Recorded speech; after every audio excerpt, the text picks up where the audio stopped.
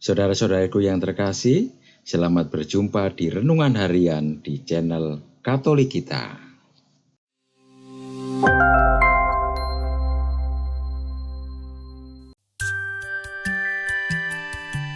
Hari ini, Sabtu, 4 Januari 2025, hari biasa masa Natal.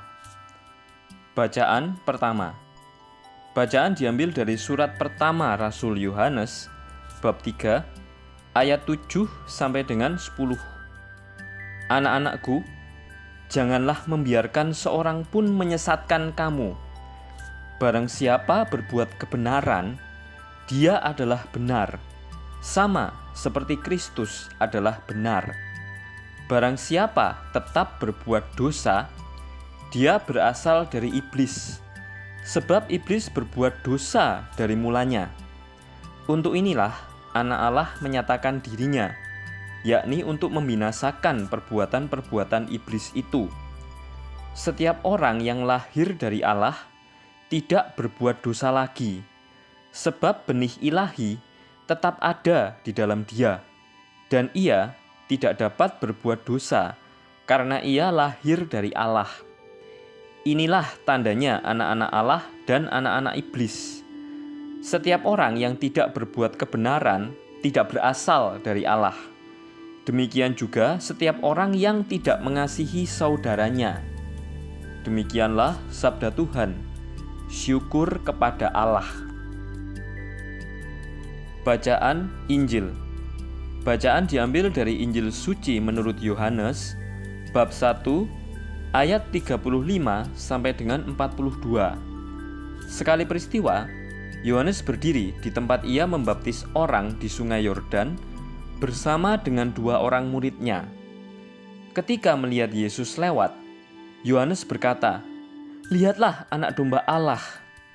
Mendengar apa yang dikatakan Yohanes, kedua murid itu pergi mengikuti Yesus. Tetapi Yesus menoleh ke belakang, melihat bahwa mereka mengikuti Dia. Yesus lalu berkata kepada mereka, "Apakah yang kamu cari?" Kata mereka kepadanya, "Rabi," artinya guru, "di manakah engkau tinggal?" Yesus berkata kepada mereka, "Marilah, dan kamu akan melihatnya." Mereka pun datang dan melihat di mana Yesus tinggal, dan hari itu mereka tinggal bersama-sama dengan Dia. Waktu itu kira-kira pukul 4. Salah seorang dari kedua murid yang mendengar perkataan Yohanes lalu mengikut Yesus adalah Andreas, saudara Simon Petrus.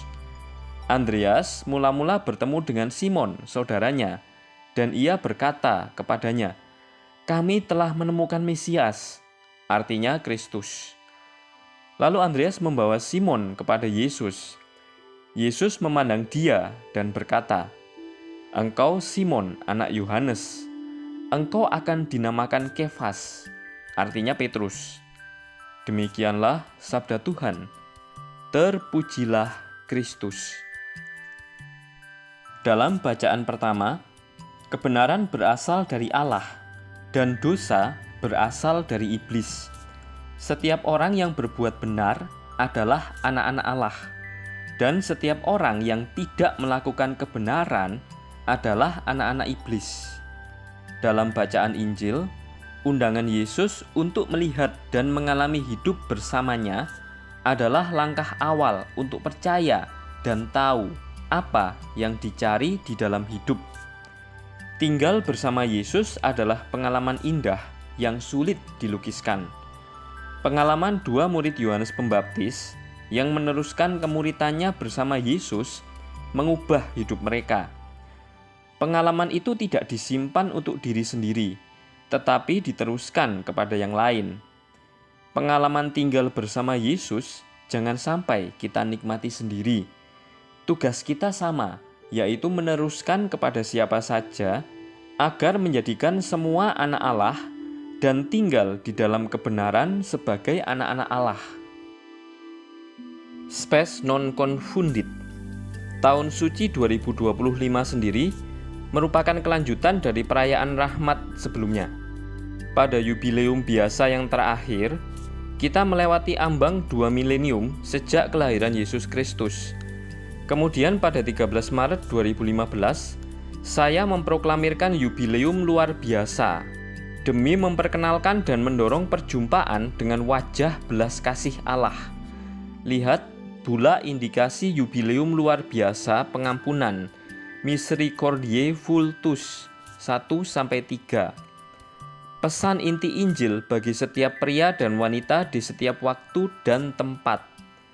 Sekarang waktunya telah tiba untuk tahun Yobel yang baru, ketika sekali lagi pintu suci akan dibuka untuk mengundang semua orang pada suatu pengalaman mendalam akan kasih Allah yang membangkitkan dalam hati harapan yang pasti akan keselamatan dalam Kristus. Tahun suci juga akan memandu langkah kita menuju perayaan mendasar lainnya bagi seluruh umat Kristiani. Tahun 2033 akan menandai peringatan 2000 tahun penebusan yang dimenangkan melalui sengsara, kematian, dan kebangkitan Tuhan Yesus. Kita akan melakukan ziarah yang ditandai dengan peristiwa-peristiwa besar, yang di dalamnya kasih karunia Allah mendahului dan menyertai umatnya ketika mereka maju dengan teguh dalam iman, aktif dalam kasih, dan teguh dalam pengharapan. Didukung oleh tradisi besar ini dan yakin bahwa tahun Yobel akan menjadi pengalaman penuh rahmat dan harapan bagi seluruh gereja, dengan ini saya nyatakan dengan resmi bahwa pintu suci Basilika Santo Petrus di Vatikan akan dibuka pada 24 Desember 2024. Dan dengan itu, yubileum biasa resmi dimulai.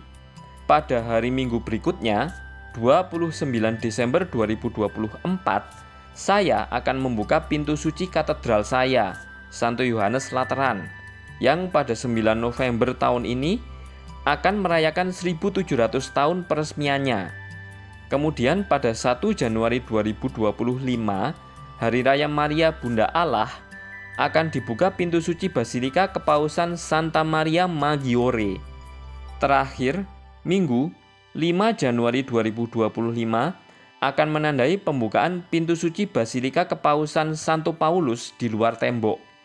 3 pintu suci terakhir ini akan ditutup pada Minggu 28 Desember 2025.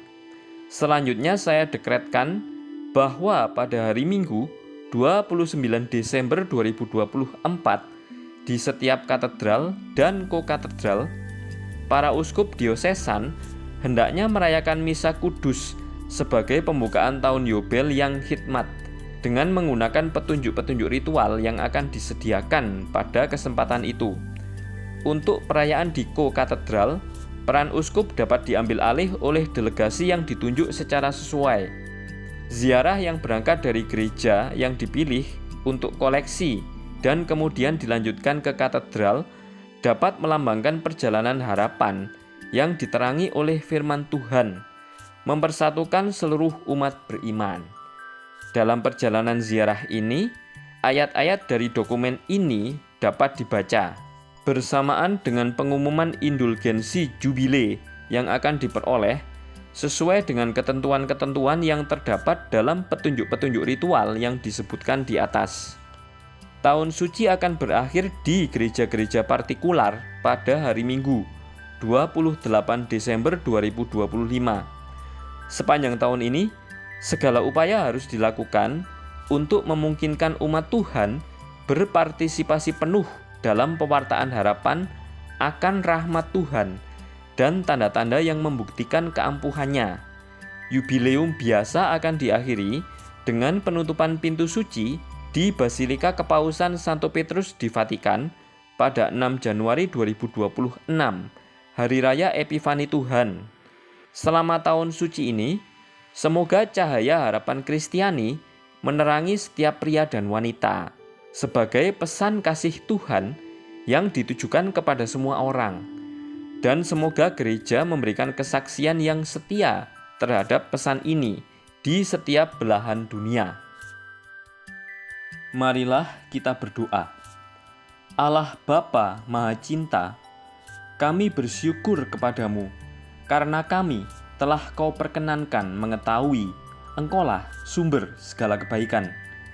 Berilah kami hati yang baik untuk mengalami kehadiran Kristus, Sang Mesias, dalam hidup kami, sebab Dialah yang hidup dan berkuasa, kini dan sepanjang masa. Amin. Saudara-saudari yang terkasih, terima kasih atas kebersamaannya dalam renungan harian ini. Kita jumpa lagi di renungan harian berikutnya. Berkah dalam.